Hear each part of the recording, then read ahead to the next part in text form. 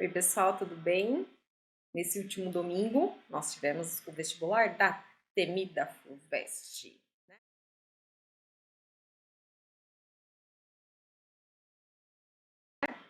Teve gente que achou fácil, teve gente que teve medo, teve gente que ficou surpreso, né, com a prova. Mas a FUVEST, sempre a FUVEST, né, pessoal? Quer saber um pouquinho mais sobre essa prova? Quer tirar dúvida?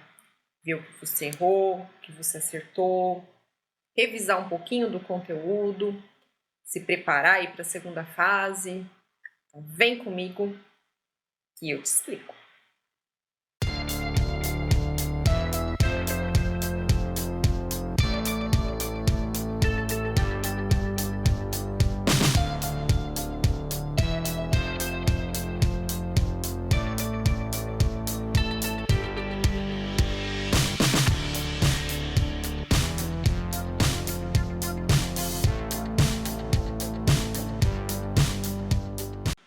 Bom, pessoal, vamos lá, né? Então, como eu comentei, nós tivemos muitos sentimentos acerca aí da prova da FUVEST, né?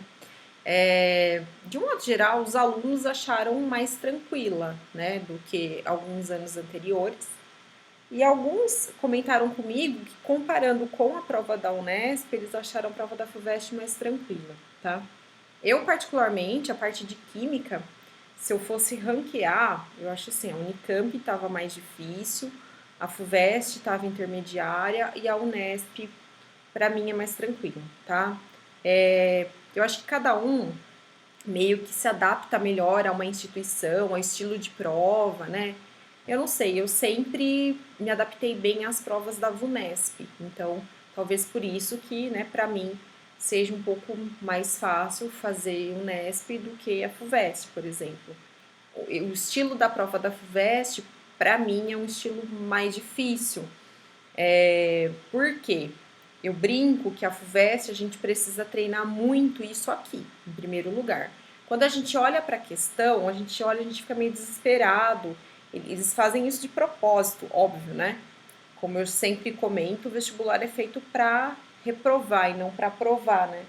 Então eles colocam enunciados assim com muita informação, tabela, gráfico, e que a informação ali ela não fica tão clara, né, do que é determinado exercício. Então às vezes tem que ter uma interpretação mais cuidadosa, né, um olhar mais atencioso, né.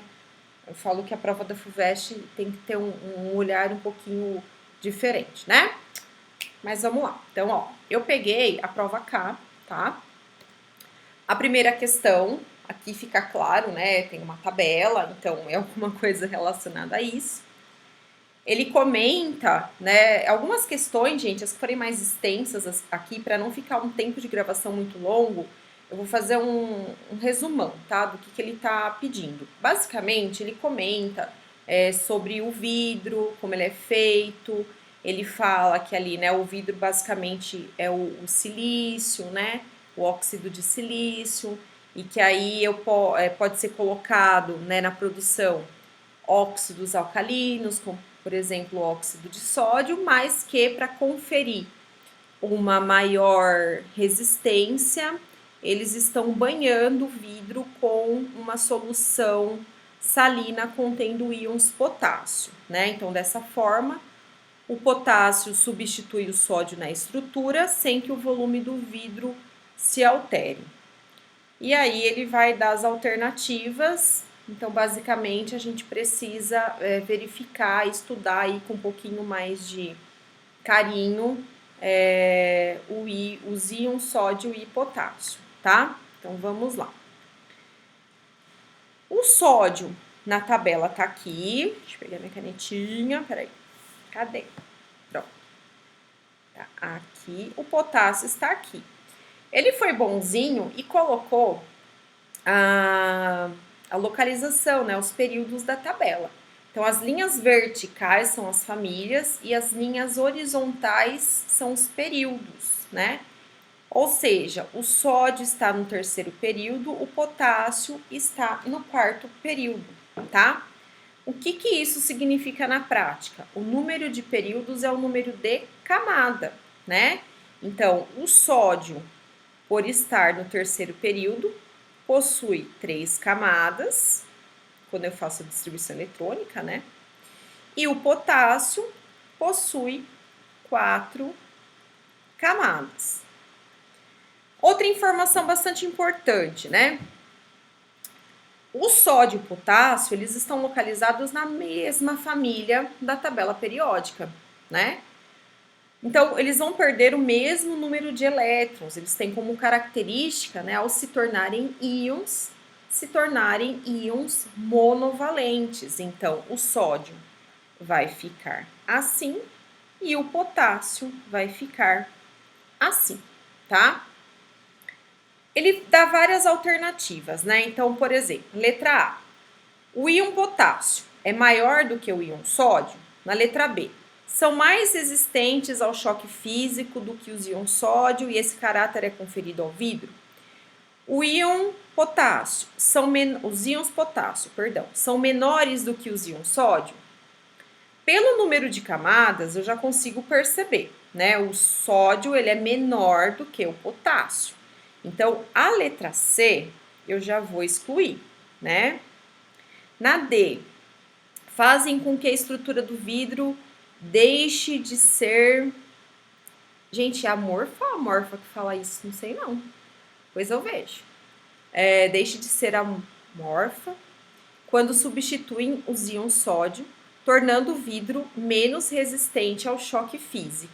E letra E, tem o mesmo tamanho que os íons sódio, visto que ambos são metais alcalinos, permitindo sua completa, acho que aqui cortou um pedacinho, né? Mas completa substituição no vidro. Bom, então assim, pelo número de camadas a gente já consegue perceber quem que é maior que quem. Ah, professora, mas será, né? A gente poderia lançar mão de um outro conteúdo, que é a propriedade periódica, né? Aquele conteúdo lá de... Quando a gente termina de ver a tabela periódica, a gente começa a estudar as propriedades periódicas. Pela propriedade periódica, o que que eu tenho? O raio atômico, ele vai crescer nesse sentido, né? Então, é de cima para baixo, dentro da mesma família, e quando eu vejo famílias diferentes, vai ser da direita para a esquerda. Gente, eu tô na lousinha aqui, desculpa aí, saiu torto, né? Mas foi o que deu para fazer, tá? Ou seja, comparando aqui o sódio e o potássio, já que eles estão na mesma família, o potássio vai ser maior do que o sódio. Pelo fato dos dois serem da mesma família, eles vão perder o mesmo número de elétrons, como eu comentei anteriormente, e a diferença entre o número de prótons e de elétrons vai ser a mesma. Por que eu estou falando isso? Porque conforme eu vou aumentando essa diferença, prótons, elétrons, eu vou tendo atração, né, dos prótons que estão lá, que não saíram, né, eu não ganhei, não perdi, em relação àquele número de elétrons que ficou, tá? Então, quanto maior for essa diferença, maior vai ser a contração. Também não é o caso aqui, não se aplica, porque para ambos eu vou ter um próton a mais do que um elétron, tá? Então, eu conseguiria responder também a partir da propriedade da tabela periódica. Então, lembrando aí no sentido, né, do raio, tá? No sentido crescente do raio. Então, o potássio é maior, né, também. Tem o mesmo tamanho, então essa aqui também sai, aí. São mais resistentes ao choque físico do que os íons sódio, e esse caráter é conferido ao vidro. Aqui, para a gente excluir essa letra B, a gente precisa prestar atenção, né? Ele fala que quando vai fazer o vidro, ele aquece o quartzo adicionando o óxido de sódio. Mas quando ele usa o potássio, no caso, é um banho. Então, ele não deixa claro, que isso aí vai ser conferido ao vidro, certo? Então, letra B também cai fora. O vidro vai ficar menos resistente? Ele comenta no enunciado que quando adiciona potássio, pelo contrário, o vidro vai se tornar mais resistente, né? Então, também excluo a D, vou ficar aqui com a letra A. Então, os íons potássio são maiores do que os íons sódio. Dessa forma, a estrutura torna-se mais preenchida e mais resistente ao choque físico. Pelo fato de ter mais camada, eu vou ter esse preenchimento melhor. Bom? Tudo bem. Alternativa A. O próximo exercício é tranquilo, né, gente? A parte aí de tirinha associando ao contexto histórico, né, da história, parte da história de ciência. Então, a gente tem ali no primeiro quadro, né, no jantar dos cientistas, Mendeleev pôs a mesa e definiu o lugar de cada um. Mendeleev ou Mendeleev, cada um fala de um jeito, né? Se nós lembrarmos, ele está relacionado com aquela parte da organização dos elementos na tabela periódica, né? Então, proposição de um modelo atômico, não é, né? Organização dos elementos químicos na tabela, pode ser. Compreensão da reatividade dos elementos químicos, não. Definição de entalpia, não. Balanceamento de equações químicas, não, né? Então, aqui de cara já sobra B, tá? Mas, continuando, né? Aí, Watson e Crick levaram o prato principal. Então, tá tendo ali o pareamento, né? Adenina com timina, guanina com citosina. Então, aqui o contexto relacionado, ele coloca aqui, gente, como descoberta da estrutura do DNA, tá? Então, é importante falar que está relacionado, assim, a essa parte do pareamento, né, das bases aqui, dos nucleotídeos, tá? Por quê, gente?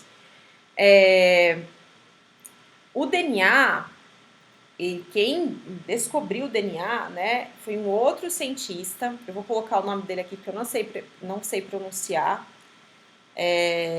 1800 e alguma coisa, tá?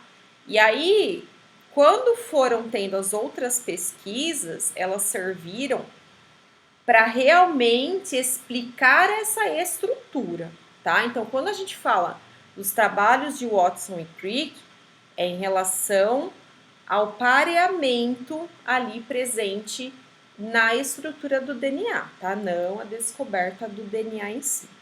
Só um parênteses aí, tá bom? E depois o Thomson serviu a sobremesa. Thomson está relacionado ao modelo atômico, né? Lembrando que Thomson descobriu que o átomo ele era divisível em partículas muito pequenininhas. A primeira, né, que foi descoberta por ele, foi a partícula que ele deu o nome de elétron, né? E o modelo dele ficou conhecido como pudim de passas, por isso que ele faz essa associação aí na tirinha, tá bom? Então, alternativa B para essa próxima questão. Na questão 45, basicamente, ele relata o seguinte: ele pegou um marcador radioativo, que no caso seria o sódio 24, e ele injetou, né, através de um cano, de um ponto, ele injetou dentro do cano de água subterrâneo e colocou um detector, né, de radiação ali ao nível do solo, né, para medir a radiação. E aí, vendo o gráfico, a gente teria que prever como que foi o comportamento, né, desse material radioativo. Então, o que a gente precisa lembrar? Quando eu falo de um material radioativo, eu preciso lembrar que todo material radioativo tem o seu tempo de meia-vida. Nesse caso, ele especifica aqui falando que é cerca de 15 horas para o sódio 24. O que isso significa? Que a massa, né, vai sendo reduzida pela metade nesse tempo de meia-vida, mas, de certa forma, essa radiação também, né? Então, a quantidade de radiação, ela vai diminuindo ao longo do tempo, né? Então, como que a gente precisa interpretar esse gráfico? O que está acontecendo? No tempo zero eu não tinha, né? Não foi injetado ali ainda, né? O marcador radioativo, então por isso que começou aqui no 00, né? Injetou, a gente tem esse súbito aumento, né? Que imagina que está chegando, né? Lá. Então, por isso que vai aumentando ao longo do tempo. E imagina o seguinte, ó, direção do fluxo de água. Eu injetei aqui, ó, local, tá vendo? O local da injeção do sódio. Se a água tá vindo para cá e eu tenho a presença do sódio, né, que é super parceirinho aí da água, a água está sendo carregada nesse sentido, o sódio vai ser arrastado junto, né? Então tem que ser na mesma direção, tá? E aí o que aconteceu? Beleza, comecei a medir, lá deu lá a quantidade de radiação, mas de repente eu percebo que ó o que acontece aqui, ó, sobe e depois desce. Então como que eu posso entender essa subida e essa descida?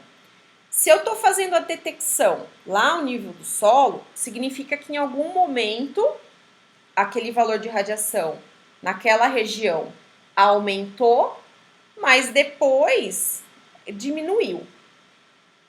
Em outras palavras, como que isso ocorreu na prática? Esse cano estava com vazamento, aquela água, né, vazou, então foi para fora, encharcou aquele solo, então fez com que o detector pegasse uma quantidade maior, medisse uma quantidade maior de radiação. Só que esse solo que encharcou, imagina o seguinte, ó, esse solo encharcado, a água, ela não fica ali, né, o tempo todo. Ela, por ação da gravidade, ela vai indo para as camadas mais fundas. Então, à medida que o tempo vai passando, aquela detecção que era alta, ela começa a diminuir, né? E depois de um certo tempo, continua diminuindo, que é o curso natural aí da radiação, né? Tendo sempre uma diminuição, tanto de massa como da própria radiação diminuindo, tá? Então, analisando as alternativas. No trecho 2, o cano está completamente entupido. Se ele tivesse entupido, imagina o seguinte, essa água ela não ia passar mais, então no momento 3, essa quantidade de radioatividade ia para zero. Não é o que está acontecendo aqui, né? Então não pode ser a A. A letra B, no trecho 2, há uma fissura no cano, o que resulta em acúmulo de marcador nesse trecho do solo. Essa é a correta, né? Por que não a C? O marcador radioativo flui no sentido contrário ao fluxo da água. Não, gente, ele vai no mesmo sentido. No D, no trecho 3, a radioatividade é menor porque foi consumida por reações químicas ao longo do trecho 2. O decaimento, né, não deixa de ser uma reação, né? A gente está tendo a liberação de partículas radioativas, né?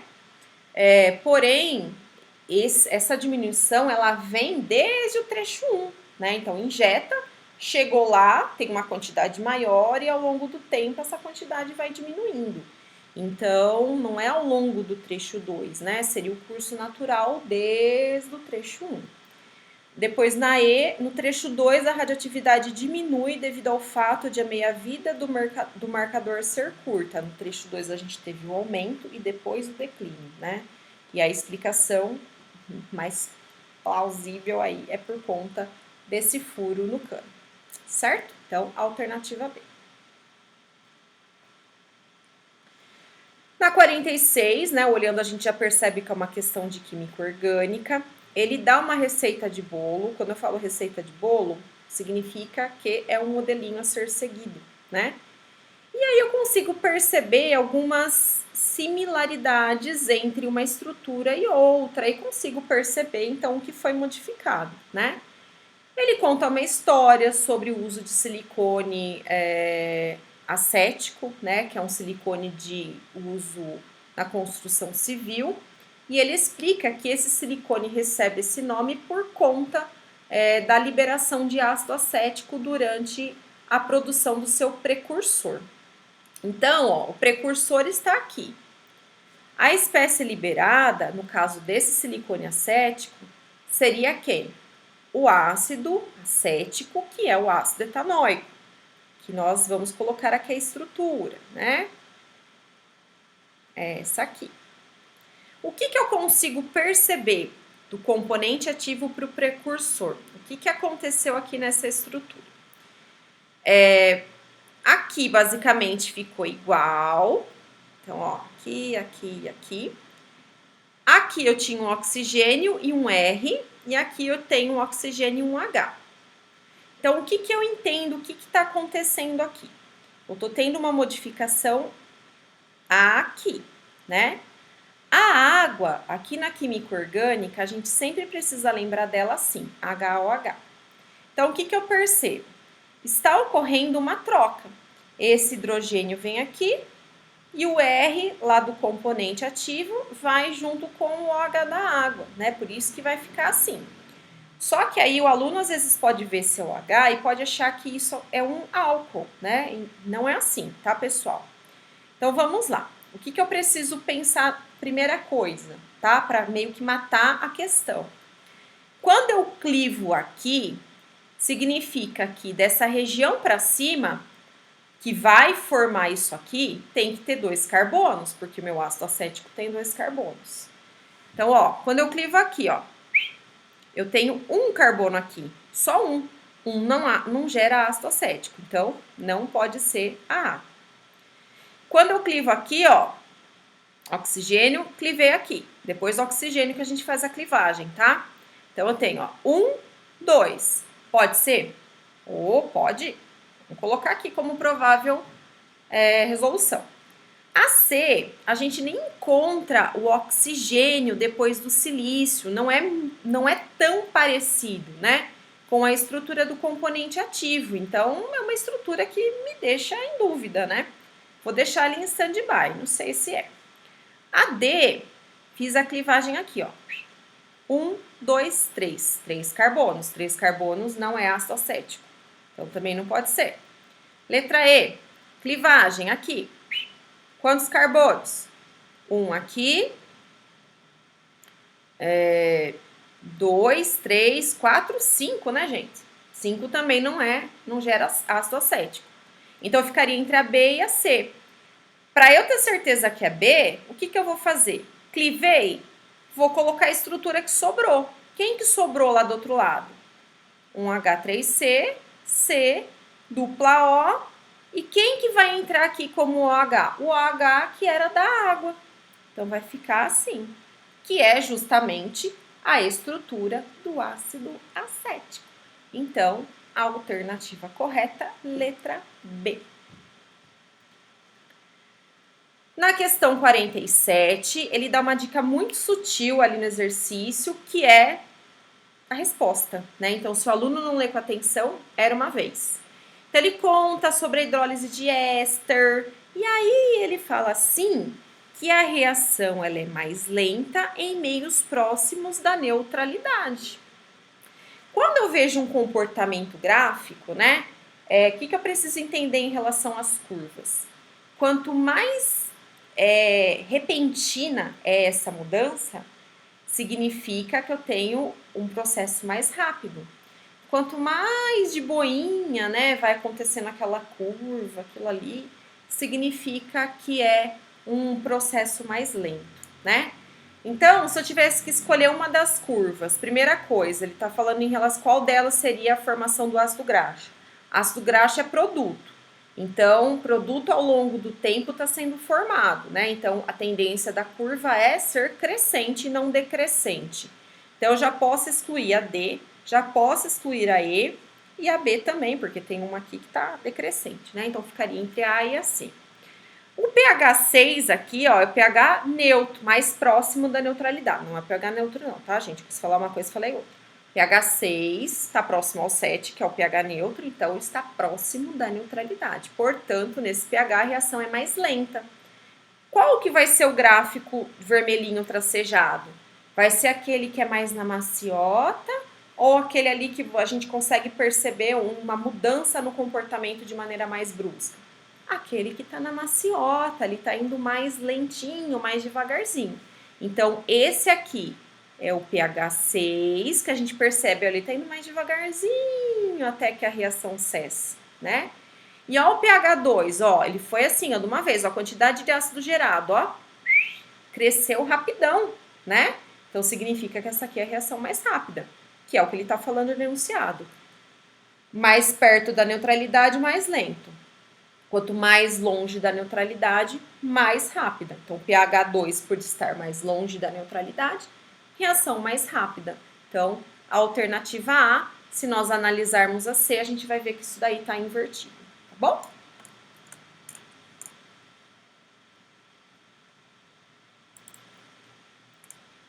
Questão 48. Essa aqui acho que era uma das questões mais, assim, trabalhosas, né? Porque a gente precisava lembrar de alguns conceitos, tá?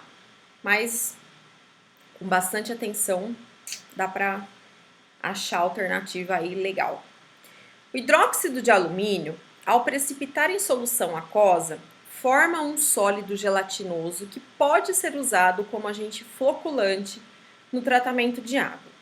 Essa precipitação pode ocorrer pela adição de um hidróxido solúvel a uma solução aquosa ácida contendo um sal de alumínio solúvel, como o AlCl3, tá? Então vai ficar assim, ó. Ele fala que eu posso usar como modelo o cloreto de alumínio e que esse cloreto de alumínio, em meio ácido, se torna solúvel, certo? Vamos continuar, depois eu faço um geralzão aqui, tá? Entretanto, adicionando-se excesso de hidróxido ao meio, há formação de íons AlOH4-, espécie solúvel em água. E o precipitado se solubiliza novamente. Então, ele conta uma história mais ou menos assim, ó. Se eu pegar o alumínio na forma de cloreto de alumínio e colocar ele em meio ácido, esse alumínio dissolve. Só que, se eu colocar ele na presença de uma base solúvel, por exemplo, que vem na cabeça de base solúvel é o hidróxido de sódio. O que vai acontecer?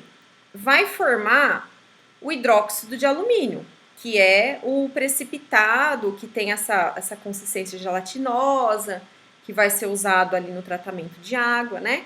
Então, vai formar o hidróxido de alumínio, mais, é dupla troca aqui, né, pessoal? NaCl. Aí, vamos fazer o balanceamento. 3 e 3, beleza. Porém, ó, esse aqui é sólido, né? Que é o precipitado. Se eu pegar esse hidróxido de alumínio,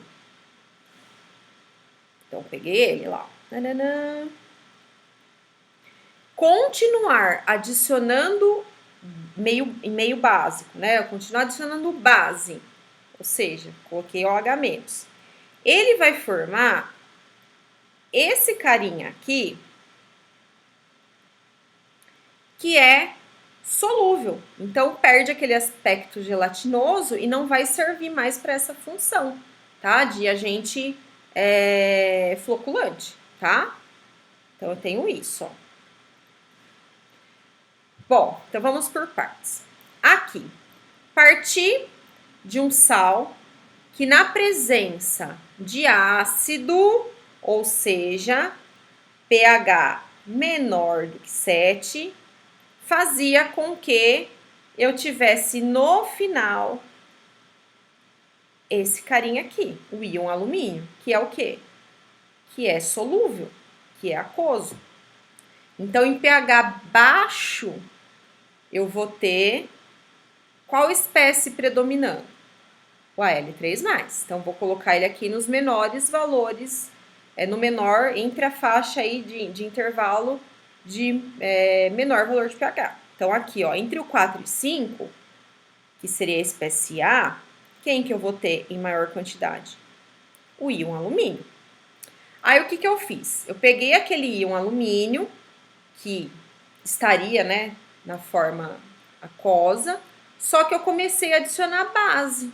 Então, o que eu comecei a fazer com o meu pH? Eu aumentei o pH. Então, aqui nesse segundo processo, eu tenho um aumento do meu pH. E quem que eu tenho predominando? O hidróxido de alumínio. Então, a espécie B seria o hidróxido de alumínio. Entretanto, gente, eu faço aqui na mesinha tão bonitinho, não sei porque que não sai bonitinho aí. Entretanto, se eu continuar adicionando íons hidroxila, se eu continuar aumentando esse pH, que seria a terceira situação, quem que eu vou ter como principal produto? Esse íon aqui. Então, a espécie C seria o AlOH4-. Então, a alternativa aqui, gente, E. Certo? A questão 49 é uma questão que traz aí conteúdos relacionados a semi-reações, reação global, parte de termoquímica, né? Cálculo de entalpia. Então, vamos lá. Oxigênio e ozônio estão em constante processo de consumo e produção na estratosfera, como representado pelas equações químicas a seguir. As reações 1 e 2 ilustram etapas da produção de ozônio a partir de oxigênio, e a reação 3 mostra a restauração de oxigênio a partir de ozônio. Eu estou tendo processos, né, indo e vindo. Né? Então, ora o ozônio se transforma em oxigênio, ora o oxigênio se transforma em ozônio. Reação 1, oxigênio se transformando em oxigênio. Esse oxigênio está com o pontinho do lado. O que significa isso? É um radical livre, né? Ele tem um elétron desemparelhado. E aqui, ó, muita atenção, né? Eu tenho o valor de ΔH envolvido para aquela determinada reação. Só que, olha a unidade, quilocaloria por mol de O2. Então, para cada 1 mol de O2, eu vou interpretar isso aqui como liberando 118 quilocalorias. Na segunda reação, eu tenho 2 mol de gás oxigênio reagindo com aquele oxigênio na forma de radical livre e formando ozônio. E eu tenho um ΔH desconhecido. E na reação 3, eu tenho o ozônio se transformando em oxigênio com um ΔH de 21 quilocalorias sendo absorvidas, né? Por conta do sinal positivo. Negativo libera, positivo absorve. Só que também é para cada 1 mol de oxigênio. Quantos mol de oxigênio tem envolvido aqui nessa terceira reação? Eu tenho 3. Então, na verdade, esse valor aqui vai corresponder a 3 vezes 21, que vai dar uns 63, tá? Mas vamos lá por partes.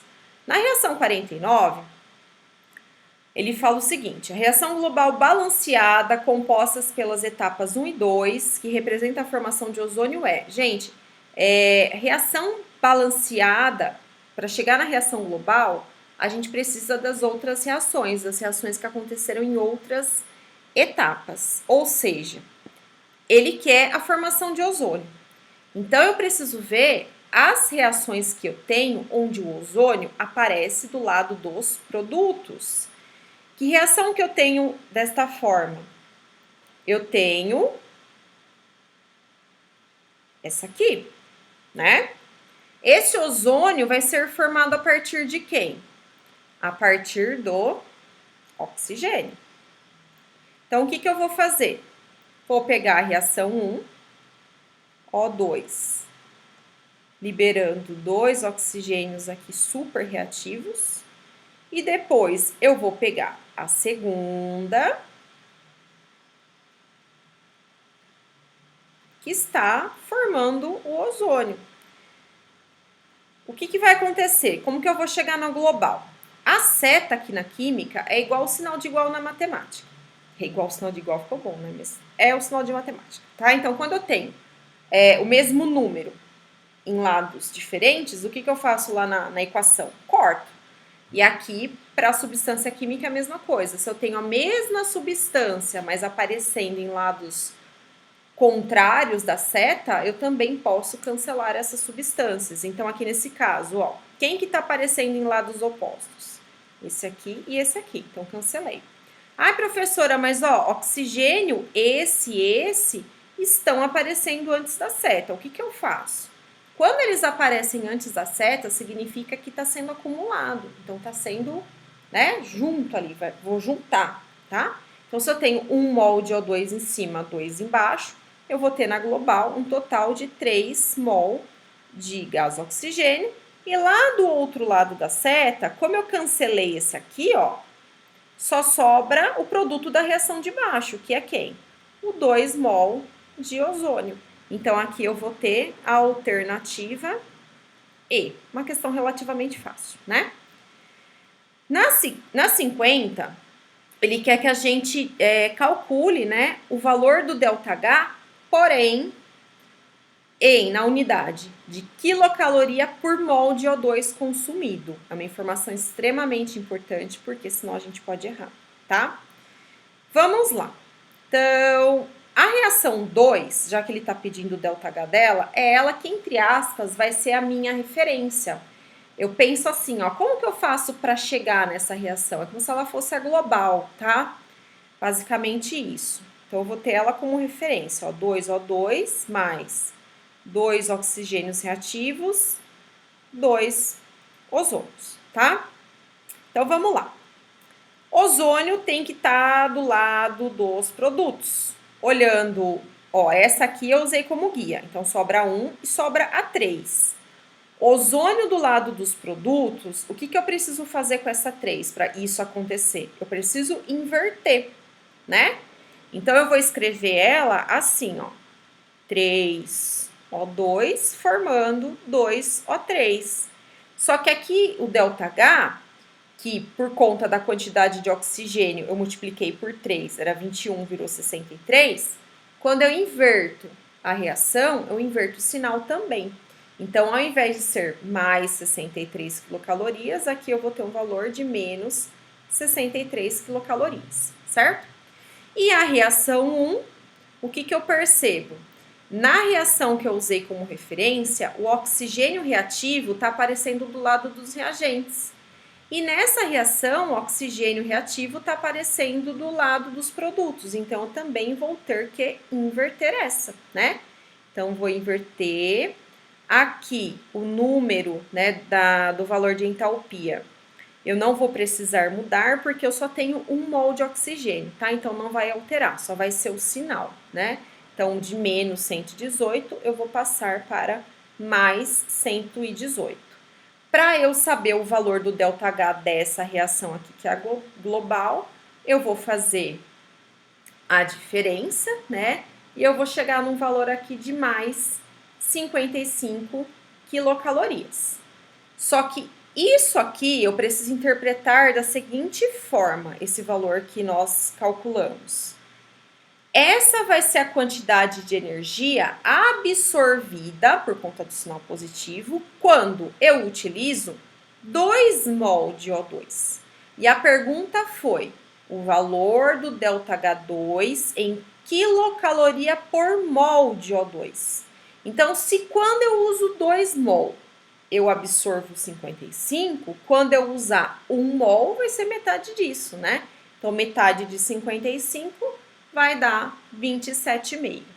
Então, alternativa C, percebam que o exercício foi bem do VA, porque ele colocou aí, né, o 55, tanto negativo como positivo, para quem às vezes trocou aí o sinal, né? Então, induzia aí ao erro, né? Mas nós somos mais espertos do que isso, né? Então, não tem pegadinha para nós.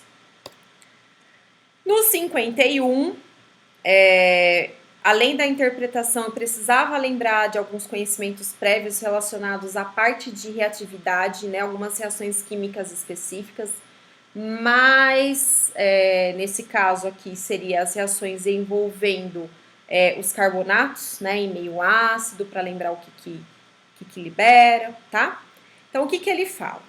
O cátion bário pode apresentar toxicidade aos humanos dependendo da sua concentração e da forma química. Por exemplo, o sulfato de bário é pouco tóxico, sendo usado como contraste radiológico por ser insolúvel em solução aquosa. Então, é insolúvel em água, certo? Enquanto o carbonato de bário e o nitrato de bário são muito tóxicos, pois liberam Ba2+. Então, quando a gente vê o bário aqui na forma de íon, a gente precisa interpretar que quando ele está nessa forma de íon, significa que ele foi solubilizado. Então, eu poderia pensar que quando eles estão nessas formas, eles são mais solúveis, né? Em água. São mais solúveis. Beleza. Em um laboratório foram feitos 2 testes de solubilidade para identificar o conteúdo de 3 frascos não rotulados que poderiam ser o nitrato de bário, ou carbonato, ou sulfato. Os resultados dos 2 testes são apresentados a seguir. Então, ó, no teste 1, percebeu-se que para o frasco 1, ele se comportou sendo insolúvel, o frasco 2 também, mas o frasco 3 se solubilizou em água, né? Então, ele era solúvel em água. Então, aqui, ó, o sulfato de bário é insolúvel em água. Então, onde que ele poderia estar? Ou ele seria o frasco 1 ou o frasco 2, né? Porque foi onde eu tive a insolubilidade permanecendo, né? Só que aí foi feito um segundo teste. Esse segundo teste foi feito utilizando ácido, né? Então, o que, que a gente precisa lembrar? A gente precisa lembrar das reações de carbonatos em meio ácido.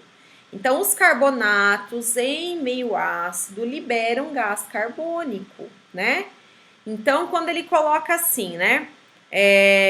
Houve liberação de gás, ó, aqui não houve e aqui não houve. Aqui houve. Eu sei que nesse aqui eu vou ter a presença do carbonato, né? Vai liberar gás carbônico. Então, eu sei que o 2 é o carbonato de bário. O 3, eu sei que não pode ser o sulfato de bário, por quê? Porque na água deu como sendo solúvel e o sulfato não é, ele é insolúvel. Então, quem que sobra para ser nesse 3? O nitrato de bário. Então, aqui vai ser o nitrato e aqui vai ser o sulfato. Então, colocando aí, né, frasco 1, sulfato, carbonato e o nitrato, a gente vai ter aqui a alternativa A, beleza? Isso mesmo. Próxima questão 52. Gente, tá acabando. Só tem mais 2. Maravilha. Cálculos renais, conhecidos popularmente por pedras nos rins, consistem principalmente em oxalato de cálcio, que tem essa formulinha aqui, que é uma espécie cuja constante de solubilidade, o KPS, é de aproximadamente 2 vezes 10 a menos 9. Os íons oxalato, presentes em muitos vegetais, reagem com os íons cálcio para formar oxalato de cálcio, que pode gradualmente se acumular nos rins. Supondo que a concentração de íons cálcio no plasma sanguíneo seja de cerca de 5 vezes 10 a menos 3 mol por litro, qual seria a concentração mínima em mol por litro de íons oxalato para que o oxalato de cálcio precipitasse? Então, a primeira coisa que nós vamos fazer é a dissociação do sal. Então, íon cálcio aqui, íon oxalato aqui.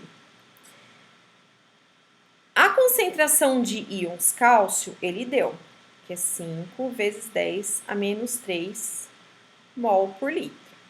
E do oxalato, não, é o que a gente quer saber, né? Então, como eu não sei, e como o coeficiente estequiométrico para o oxalato é 1, né?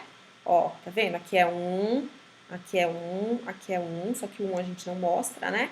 Então, eu não sei, vou colocar x, né? Como é 1, eu vou fazer 1 vezes x, que vai dar o próprio x.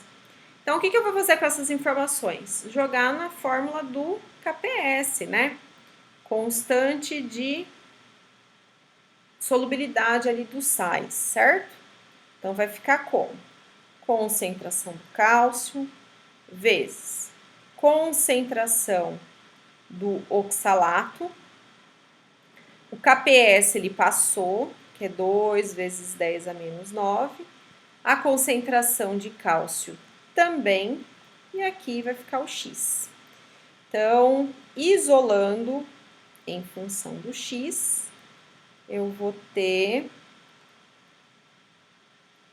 2 por 5, né, gente? Ó, 2 não dá, então 0,4, né? E aqui, 10 a menos 9 com menos 3, né, por conta da propriedade de potência, vai ficar vezes 10 a menos 6. Só que se nós olharmos as alternativas, eu não tenho essa possibilidade. Eu tenho 4 vezes 10 a menos 13. Aí até se não soubesse notação dava certo, né? Que é um negócio tão fora. E o 4 vezes 10 a menos 7, que é o que está mais próximo, né? Então, no desespero, você ia marcar C mesmo, né? Mas aqui na razão, você vai perceber que o que é esse 0,4? 4 vezes 0,1. E esse 0,1 é 10 a menos 1, né? Então, 4 vezes 10 a menos 1. E aquele 10 a menos 6 que está do lado continua. Então, eu tenho um valor final de 4 vezes 10 a menos 7 mol por litro. Então, a partir daquele valor, dali para cima, é que eu começo a ter a precipitação do íon oxalato, tá? Então, a alternativa C. E a última questão, maravilha, né? Para o monitoramento ambiental no entorno de um poço de gasolina, coletou-se uma amostra de solo que foi submetida de forma integral à análise de naftaleno, um composto presente na gasolina. A concentração encontrada foi de 2 miligramas de naftaleno por quilo de solo úmido. Então, 1 quilo de solo, mas é o solo do tipo úmido. Sabendo que essa amostra de solo contém 20% de água, qual o resultado dessa análise por quilo de solo seco? Bom, se 20% é água, em 1 quilo de solo, o que eu tenho? 800 gramas de solo seco e 200 gramas de água, né? Certo? Então, eu poderia pensar assim.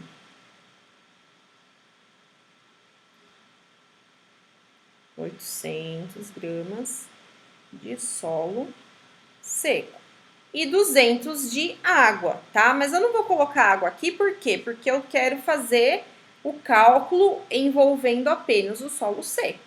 Então, a pergunta foi, qual será o resultado dessa análise para cada quilo de solo seco? Então, 1 quilo é 1000 gramas, né? Então, isso tá para X. Então, vai ficar 800x igual a 2000. Vou cortar os zerinhos aqui, né? Então, vai ficar 20 dividido por 8. Não é vergonha fazer a conta aqui, né? Quem não lembra faz, tá tudo certo. Melhor fazer a conta do que errar, né? Então, 2 vezes 8, 16 para 24. 4 não dá para dividir por 8, então tem que colocar um zero aqui e coloca a vírgula aqui. O 40 por 8 dá o número 5, né? Então, isso é igual a 2,5 miligramas de naftaleno para cada quilo de solo seco, certo? A alternativa E. Então, pessoal, é isso. Resolução da prova de Química da FUVEST desse ano. Fresquinha, fresquinha, né? Então, espero aí que vocês tenham entendido. Espero ter colaborado, né, para um melhor aprendizado da Química. E continuem os estudos, porque logo mais já vem as provas de segunda fase, né? Então, vamos manter o foco, tá bom? Qualquer dúvida, qualquer sugestão, você já sabe. É só comentar aqui, deixar suas ideias, pode perguntar alguma coisa que vocês não entenderam direito, sem problema nenhum, tá bom? Então, eu vou ficando por aqui e logo eu retorno para iniciar as outras resoluções de segunda fase, né? Aí não adianta contar com a sorte, né? Quem é bom de fazer xizinho, né? Se for só isso, na segunda fase, tá lascado, tá bom? Então, vou ficando por aqui. Um beijo, até breve. Tchau, tchau.